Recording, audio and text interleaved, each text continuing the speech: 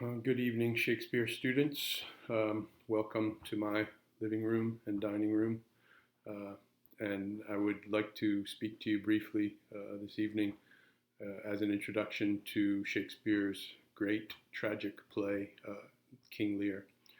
Uh, and as we did last week, we will work through a series of documents posted on the portail. There will be one document, a sort of a head document that will guide you through the organized structure of the evening, which will include lecture notes, discussion questions, and video clips as last week. The only difference is tonight I'll probably give you a brief introduction to the play, perhaps about 5 or 10 minutes to situate you going forward. So basically, King Lear is a play that Shakespeare wrote. Probably, we're not certain of the date of composition, probably in the early 1600s. We do know the first record of its performance was, I believe, 1606 in front of King James. And that is significant for a lot of reasons. One of the key issues with this play, kind of similar in a way to some of the issues that we looked at with Macbeth previously, is that this Lear was a historical king. The information that Shakespeare bases the play on comes originally from Geoffrey of Monmouth's History of British Kings, which is, I think, from around the 9th century. And Lear was supposedly a king, a descendant of Brutus. And so his kingship was supposedly, which perhaps doesn't make sense, sometime in, I believe, around the time of Rome. Brutus is a descendant of Aeneas, who was one of the famous, in the Aeneid, is famous for being the founder of Rome. And so Lear probably existed, before Christ. And there's certainly, the play has a little bit of a pagan subtext to it. You probably noticed all the invocation of the gods and all of this astrological phenomena, eclipses and things, and the portentous nature of those things is much more pronounced than in some of the other plays. Again, similar to Macbeth, where you had the witches and this decidedly not Christian context for the play. Also, in relation to James, the play kind of chronicles some of the issues related to the Union of Great Britain, which doesn't occur for another century, actually, after the play is written. But the story of King Lear and his 3 daughters, who are each assigned portions of the kingdom, dates way, way back, clearly. Actually, I'm reading Giovanni Boccaccio's The Decameron, which is a story of 10 Venetian noblemen and noblewomen who have escaped, not Venetian, Florentine, noblemen and noblewomen who are escaping the plague. This is in the 14th century, and they've gone to hide out in a villa outside of Florence, and they're telling stories night after night to entertain one another. Curious story to read now, actually quite interesting one. But one of the stories relates to a king of England, an unnamed king of England, and his 3 daughters, and this issue related to the crown. So anyways, Lear's story is exactly that. He has 3 daughters, he has no son, and it's a question of inheritance. Now, interestingly enough, his 2 elder daughters are married to the Duke of Cornwall and the Duke of Albany. The Duke of Albany is traditionally associated with the leadership of Scotland, and the Duke of Cornwall is typically associated with the leadership of Wales. And so the 3rd remaining daughter, Cordelia, Lear's favorite, would probably be recipient of the land of England in that division that the play starts with, that kind of scene with the map where he's pointing out to the map and talking about who will get which piece. Now, of course, the Act of Union, where the 3 parts of what became Great Britain doesn't occur until 1707. But James, as a Scottish king ruling England as well, is kind of a big historical first step towards that. So that's a pretty key issue here. Obviously, the play is very, very powerful. It's an existential play, so you're really asking questions about our place in the world.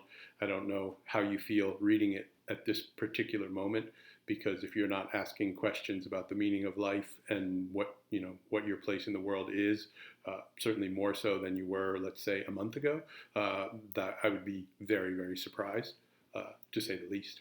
So we have a couple curious parallels. Once again, we have an old man who's kind of struggling with his daughters. We've seen that in Shakespeare plays before, if you remember, going back to the comedies and the idea of the senex iratus, this angry old man who is obstructing and sort of causing problems to his younger daughters or daughter figures who want to have this independence. And you probably notice this with his conflict with Cordelia when they have this, famous opening scene where he asks for his daughters to tell him how much they love him, and Cordelia refuses to enter into this game, basically, that her two sisters are playing, their oily arts, as she calls it, where they have a competition to see who can praise him most, and Cordelia is sort of outside of that. And in fact, this is Act 1, Scene 1. Around line 96, where the other two have very abundantly praised Lear and how much they love him, and we find out very quickly that this is very false, that their love for him is quite limited, whereas Cordelia, who obviously does love him, is unwilling to enter into this one-upmanship with them to praise him more. And when he tells her nothing, and Lear responds, what do you want to say so that you can have a bigger piece than your sisters? And she replies, nothing, my lord. This is page 6 in our copy, Act 1, Scene 1. Here it's line 85. Nothing, nothing, her father replies, nothing. Nothing will come of nothing. Speak again. And Cordelia replies, unhappy that I am, I cannot heave my heart into my mouth. I love your majesty according to my bond, no more, no less. And Lear's response, how, Cordelia, mend your speech a little, lest you may mar your fortunes. And these coming lines are quite important. Good, my love, good, my lord, you have begot me, bred me, loved me, and I return these duties back as are fit to you, obey you, love you, and most honor you.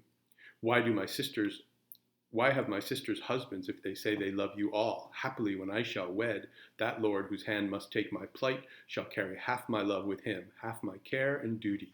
Surely I shall never marry like my sisters to love my father all. Right? In those lines, she has stated precisely the words of the marriage vow, right? To love, honor, and obey. Obey you, love you, and most honor you. Okay. Now, generally, when we think of marriage, you're not marrying your father; you're marrying your husband. And Cordelia's argument is obviously a reasonable one. That he shouldn't expect that. The whole thing is kind of a stage set, and so that is the catalyst for what happens. Cordelia is disinherited. One of the suitors, the Duke of Burgundy, is not interested if she doesn't have a dowry, but the other suitor, the King of France, is. And so he ends up marrying her, and Cordelia leaves. And then, of course, Kent, Lear's loyal liege, comes and tries to convince Lear that he's being an idiot, basically, that he's not respecting the daughter who truly loves him. And this is on Act 1, Scene 1, line 185, approximately, where Kent is eventually banished. And he says these lines, which curiously echo things we saw in the beginning of As You Like It, where also we had this erratic father figure who is expelling someone, and Kent says, freedom lives here, and freedom lives hence, and banishment is here. And if you remember when Rosalind and Aliana and Ganymede, as they depart from the court, suggest something quite similar, right? We go off into banishment. And so that kind of sets the stage.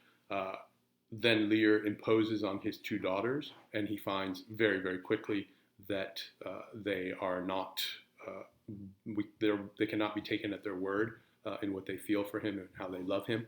And so he's forced to reduce his group here, and lots of other things happen.